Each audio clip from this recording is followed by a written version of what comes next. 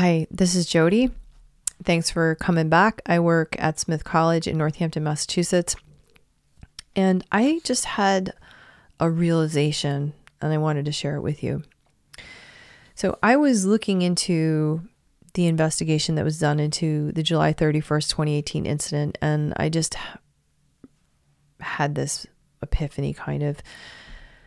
So on July 31st, 2018, as you know, a Black student accused a white staff member of engaging in racially motivated behavior against her. And how she did this, how she made this allegation was she did it in a Facebook post.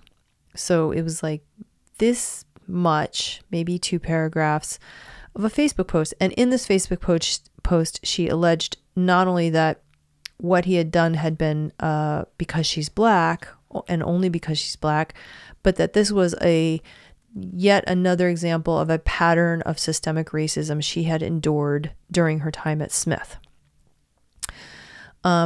So the college, in response to, and as far as I know, she did not file a formal complaint with the college, nor did she file a complaint with any other legal entity. So this was just a Facebook post with one allegation in it, and she said it was a pattern of many.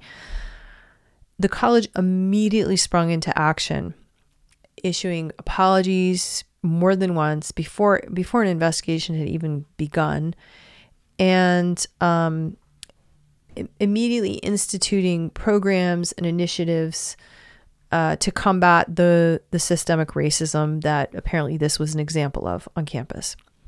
So when they did hire a law office, they hired Shingavi Law Office.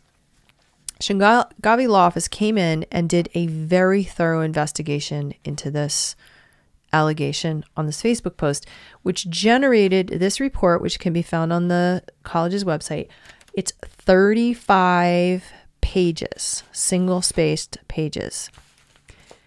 A very thorough examination into these allegations. I mean, they left no stone unturned. They interviewed everybody involved.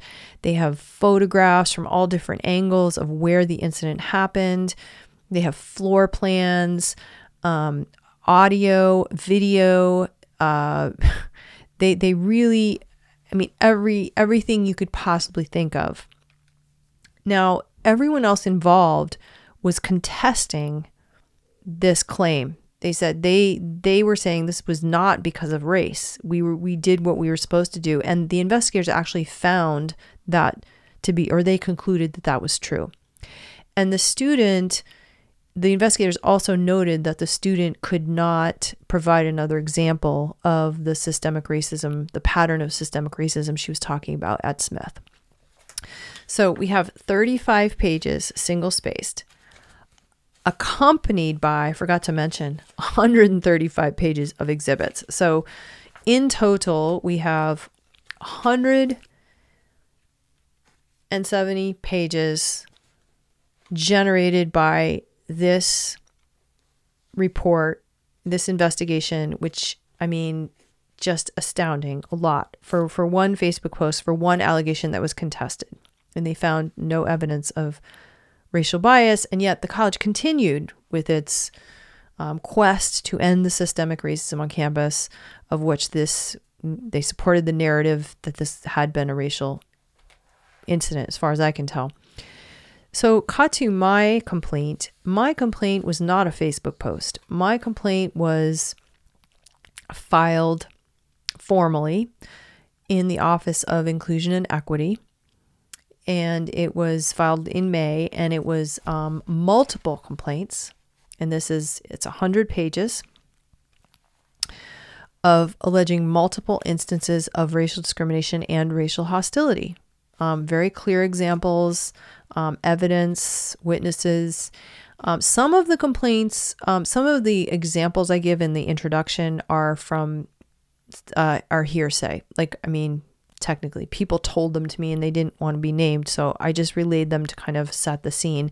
But all of the rest, I would say at least a dozen, I'm guessing about a dozen, of uncontested claims. Some of them even memorialized in emails. Like, a lot of them have emails to as evidence. So, as you know, the officer who was supposed to investigate this said she had to hire an outside investigator because she doesn't have expertise in this area, because AKA it's reverse discrimination. The report into my multiple allegations, none of which are contested, generated 3 pages. 3 pages. So we have 3 pages. There you go. Facebook post, official, multiple allegations filed formally. 3 pages. And in these 3 pages, the college concluded after 100 days of doing I don't know what, they concluded that there was not insufficient evidence to establish, or insufficient information, they said, to establish by a preponderance of the evidence that the respondents discriminated, harassed, or retaliated against you in violation of the EEO policy. Okay. But they weren't claiming that none of this happened. And you know some of what happened. I made some videos about it. And then they said later that the college has a legitimate reason to not only ask me to engage in discriminatory behavior that I don't want to engage in, but to do what they're doing to me, for them to engage in what I believe is discriminatory behavior and hostile behavior. So this is, I mean, I ask you, does this seem like racially just to you? Or does it seem like we are being treated differently based on our skin color? I've often wondered what the college would have done if I had made a Facebook post. But I don't really have to wonder that much, because now I've made YouTube videos, and still, as you know, I got a 1-page letter from the president. It wasn't even addressed to me. It was to the community. That was the response. That's the official college response. So I don't think I need to say any more. I just had that realization, and I wanted to share it with you before I lost it, and I wanted to make a video. And I do have another video about some tweets that the college is unhappy with, and I wanted to explore those tweets a little bit further and talk about why I made them and why they are relevant to my position. So there you go. Thanks for following me. Let's keep talking.